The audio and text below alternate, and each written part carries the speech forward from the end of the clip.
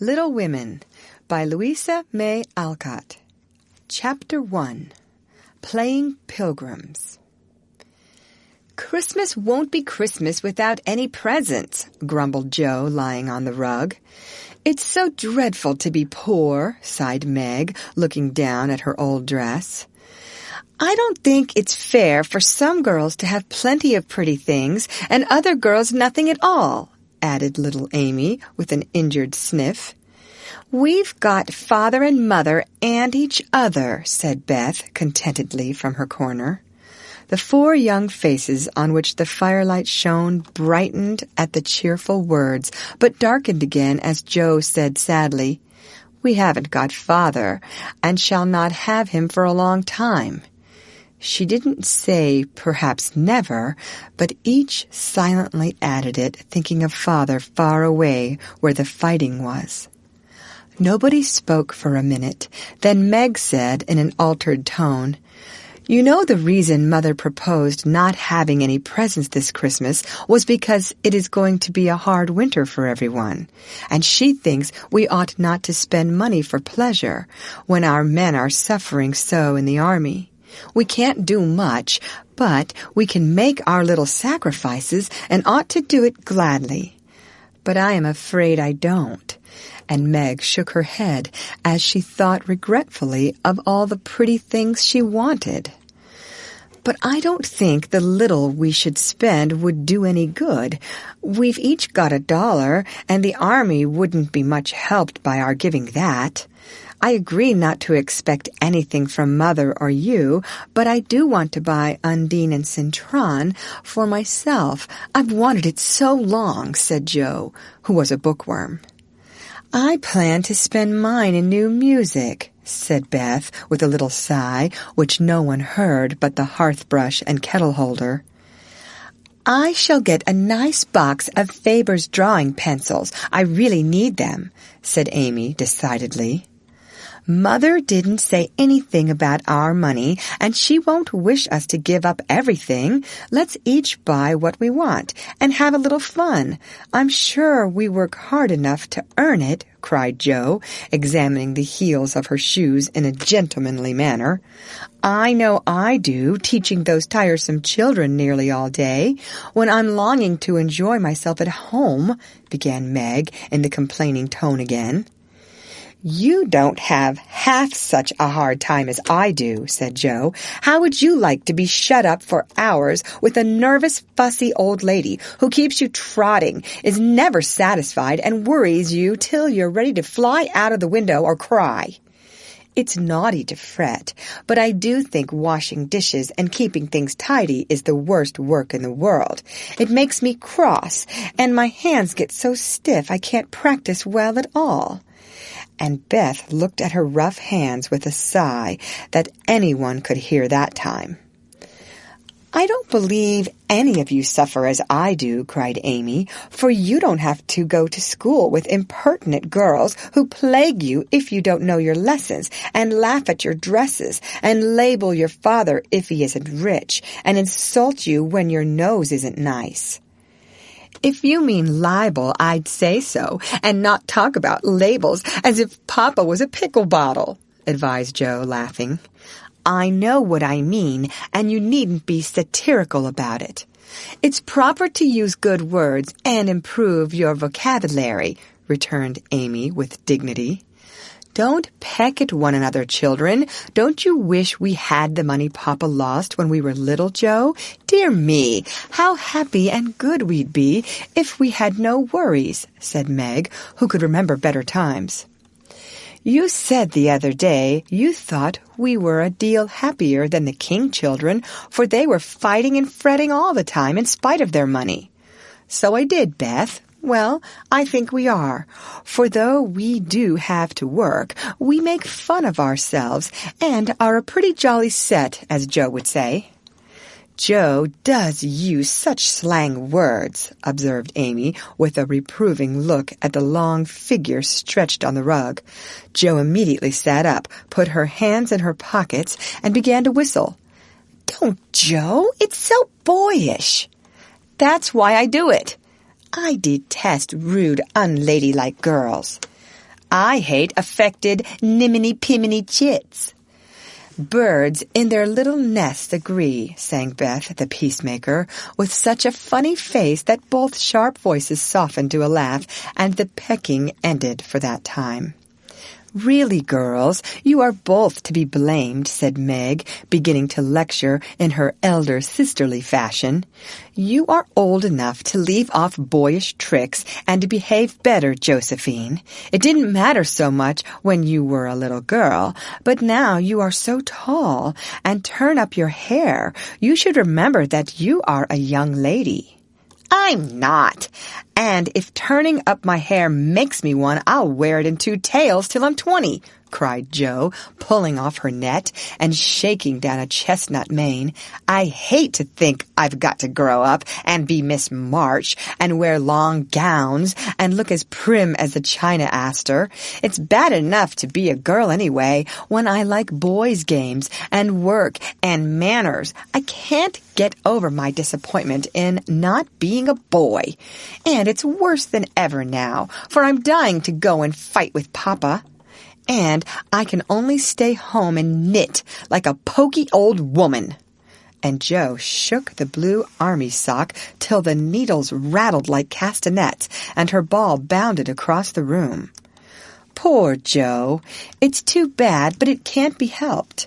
So you must try to be contented with making your name boyish and playing brother to us girls, said Beth, stroking the rough head with a hand that all the dishwashing and dusting in the world could not make ungentle in its touch. As for you, Amy, continued Meg, you are altogether too particular and prim. Your airs are funny now, but you'll grow up an affected little goose if you don't take care. I like your nice manners and refined ways of speaking when you don't try to be elegant, but your absurd words are as bad as Jo's slang. If Jo is a tomboy and Amy a goose, what am I, please? Asked Beth, ready to share the lecture. You're a dear and nothing else, answered Meg warmly, and no one contradicted her, for the mouse was the pet of the family. As young readers like to know how people look, we will take this moment to give them a little sketch of the 4 sisters, who sat knitting away in the twilight while the December snow fell quietly without, and the fire crackled cheerfully within. It was a comfortable room, though the carpet was faded and the furniture very plain, for a good picture or 2 hung on the walls, books filled the recesses, chrysanthemums and Christmas roses bloomed in the windows, and a pleasant atmosphere of home peace pervaded it. Margaret, the eldest of the 4, was 16 and very pretty, being plump and fair, with large eyes, plenty of soft brown hair, a sweet mouth, and white hands, of which she was rather vain. 15-year-old Jo was very tall, thin, and brown, and reminded one of a colt, for she never seemed to know what to do with her long limbs, which were very much in her way. She had a decided mouth, a comical nose, and sharp gray eyes which appeared to see everything, and were by turns fierce, funny, or thoughtful. Her long, thick hair was her one beauty, but it was usually bundled into a net to be out of her way. Round shoulders had Jo, big hands and feet, a flyaway look to her clothes, and the uncomfortable appearance of a girl who was rapidly shooting up into a woman and didn't like it. Elizabeth, or Beth, as everyone called her, was a rosy, smooth-haired, bright-eyed girl of 13, with a shy manner, a timid voice, and a peaceful expression, which was seldom disturbed.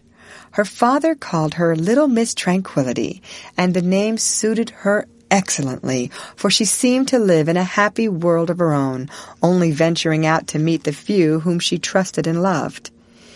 Amy, though the youngest, was a most important person, in her own opinion at least, a regular snow maiden, with blue eyes and yellow hair curling on her shoulders, pale and slender, and always carrying herself like a young lady mindful of her manners. What the characters of the four sisters were, we will leave to be found out. The clock struck 6, and having swept up the hearth, Beth put a pair of slippers down to warm.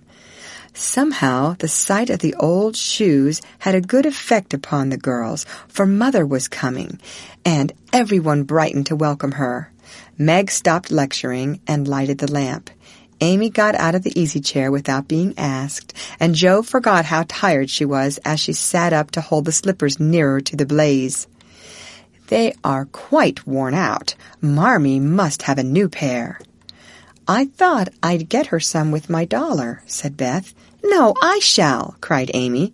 "I'm the oldest," began Meg, but Jo cut in with a decided, "I'm the man of the family now Papa is away, and I shall provide the slippers, for he told me to take special care of Mother while he was gone." "I'll tell you what we'll do," said Beth. "Let's each get her something for Christmas and not get anything for ourselves." "That's like you, dear. What will we get?" exclaimed Jo. Everyone thought soberly for a minute, then Meg announced, as if the idea was suggested by the sight of her own pretty hands, "I shall give her a nice pair of gloves." "Army shoes, best to be had," cried Jo. "Some handkerchiefs, all hemmed," said Beth. "I'll get a little bottle of cologne. She likes it, and it won't cost much, so I'll have some left to buy my pencils," added Amy. "How will we give the things?" asked Meg. "Put them on the table and bring her in and see her open the bundles." "Don't you remember how we used to do it on our birthdays?" answered Jo.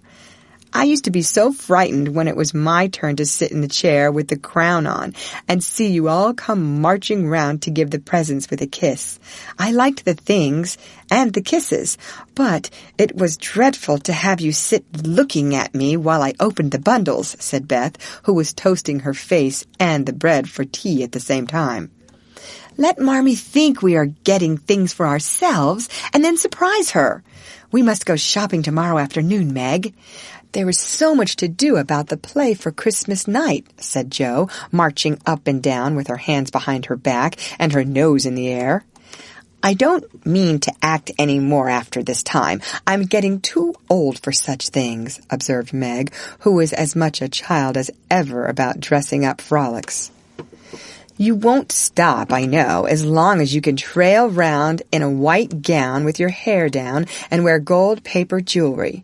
You are the best actress we've got, and there'll be an end of everything if you quit the boards," said Jo. "We ought to rehearse tonight. Come here, Amy, and do the fainting scene, for you are as stiff as a poker in that." "I can't help it. I never saw anyone faint, and I don't choose to make myself all black and blue, tumbling flat as you do. If I can go down easily, I'll drop. If I can't, I shall fall into a chair and be graceful." "I don't care if Hugo does come at me with a pistol," returned Amy, who was not gifted with dramatic power, but was chosen because she was small enough to be borne out shrieking by the villain of the piece. "Do it this way. Clasp your hands so, and stagger across the room, crying frantically, 'Rodrigo, save me! Save me!' And away went Jo with a melodramatic scream which was truly thrilling. Amy followed, but she poked her hands out stiffly before her and jerked herself along as if she went by machinery, and her "ow" was more suggestive of pins being run into her than of fear and anguish.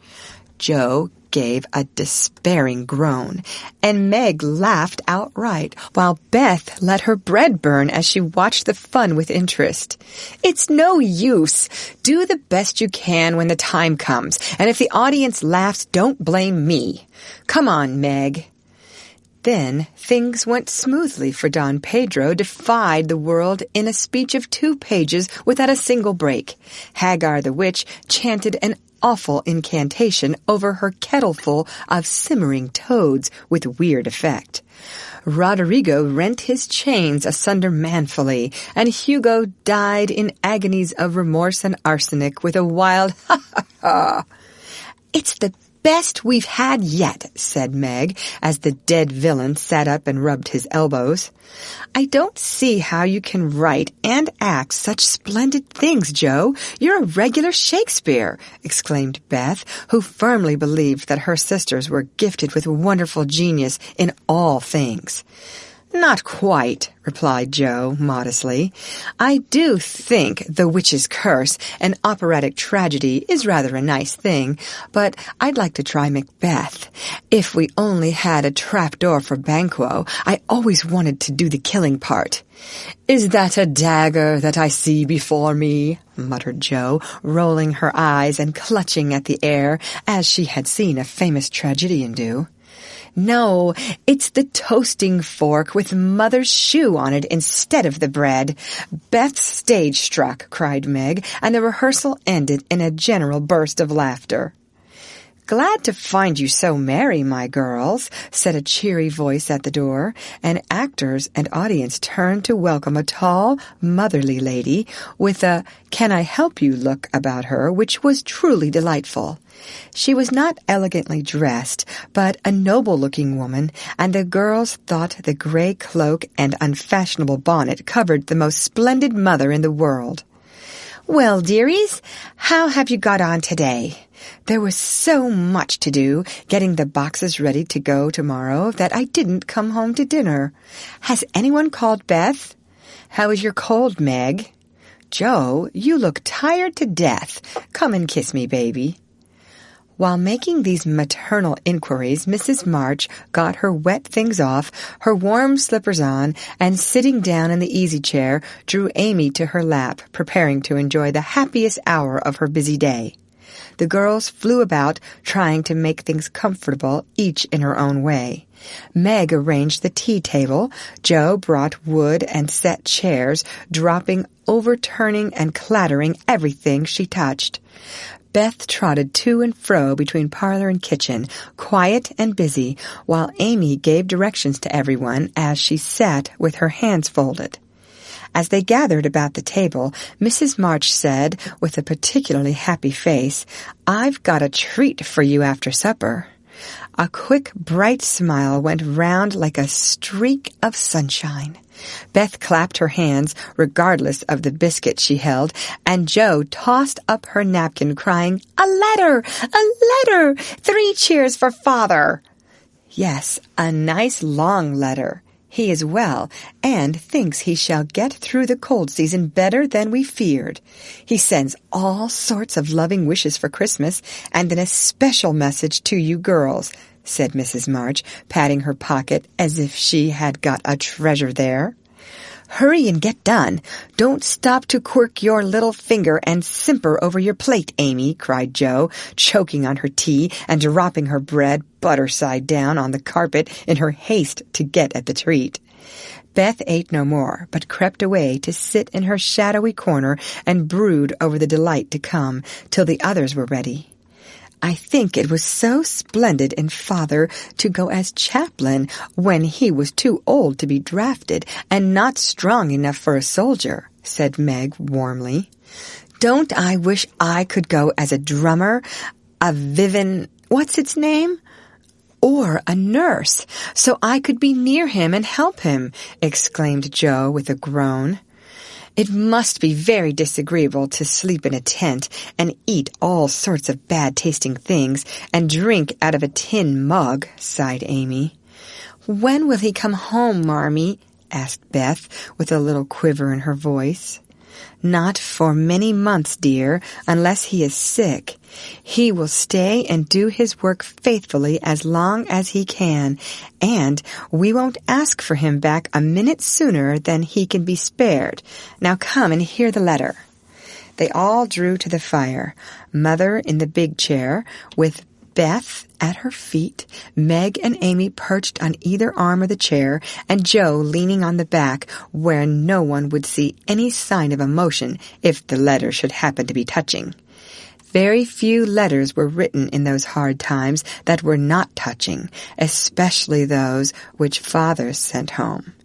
In this one, little was said of the hardships endured, the dangers faced, or the homesickness conquered. It was a cheerful, hopeful letter, full of lively descriptions of camp life, marches, and military news, and only at the end did the writer's heart overflow with fatherly love and longing for the little girls at home. Give them all of my dear love and a kiss.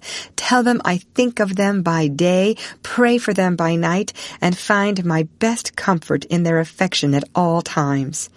A year seems very long to wait before I see them, but remind them that while we wait, we may all work, so that these hard days need not be wasted. I know they will remember all I said to them, that they will be loving children to you, will do their duty faithfully, fight their bosom enemies bravely, and conquer themselves so beautifully that when I come back to them, I may be fonder and prouder than ever of my little women. Everybody sniffed when they came to that part. Jo wasn't ashamed of the great tear that dropped off the end of her nose, and Amy never minded the rumpling of her curls as she hid her face on her mother's shoulder and sobbed out, "I am a selfish girl. But I'll truly try to be better, so he mayn't be disappointed in me by and by." "We all will," cried Meg. "I think too much of my looks and hate to work, but won't any more if I can help it. I'll try and be what he loves to call me, a little woman, and not be rough and wild, but do my duty here instead of wanting to be somewhere else," said Jo, thinking that keeping her temper at home was a much harder task than facing a rebel or two down south. Beth said nothing, but wiped away her tears with the blue army sock and began to knit with all her might, losing no time in doing the duty that lay nearest her, while she resolved in her quiet little soul to be all that Father hoped to find her when the year brought round the happy coming home. Mrs. March broke the silence that followed Jo's words by saying in her cheery voice, "Do you remember how you used to play Pilgrim's Progress when you were little things? Nothing delighted you more than to have me tie my piece bags on your backs for burdens, give you hats and sticks and rolls of paper, and let you travel through the house from the cellar, which was the city of destruction, up to the housetop, where you had all the lovely things you could collect to make a celestial city. What fun it was, especially going by the lions, fighting Apollyon, and passing through the valley where the hobgoblins were," said Jo. "I liked the place where the bundles fell off and tumbled downstairs," said Meg. "I don't remember much about it except that I was afraid of the cellar and the dark entry and always liked the cake and milk we had up at the top. If I wasn't too old for such things, I'd rather like to play it over again," said Amy, who began to talk of renouncing childish things at the mature age of 12. "We never are too old for this, my dear, because it is a play we are playing all the time in one way or another.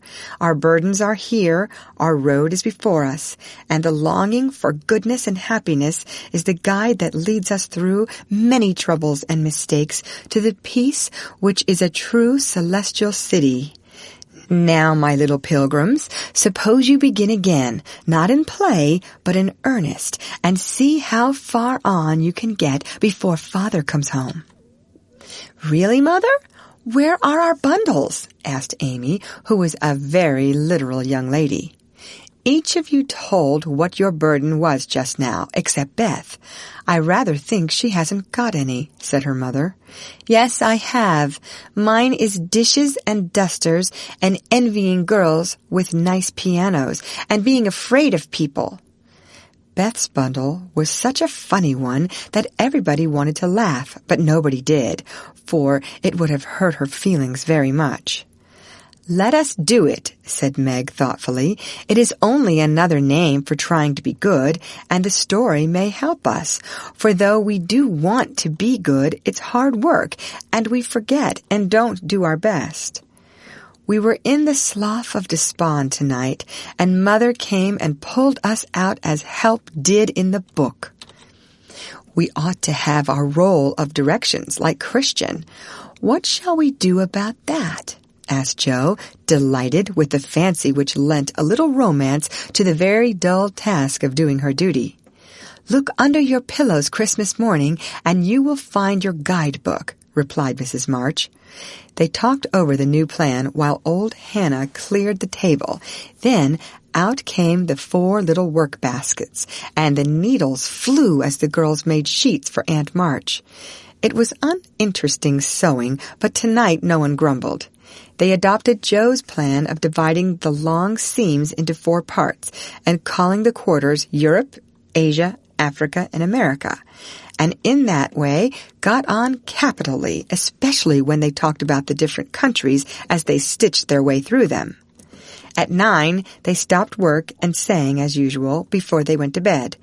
No one but Beth could get much music out of the old piano, but she had a way of softly touching the yellow keys and making a pleasant accompaniment to the simple songs they sang. Meg had a voice like a flute, and she and her mother led the little choir. Amy chirped like a cricket, and Jo wandered through the airs at her own sweet will, always coming out at the wrong place with a croak or a quaver that spoiled the most pensive tune. They had always done this from the time they could lisp, "Crinkle, crinkle, little tar." And it had become a household custom, for the mother was a born singer. The first sound in the morning was her voice as she went about the house singing like a lark, and the last sound at night was the same cheery sound, for the girls never grew too old for that familiar lullaby. End of chapter. Read by Lorraine Montgomery for Lit2Go on the web at fcit.usf.edu.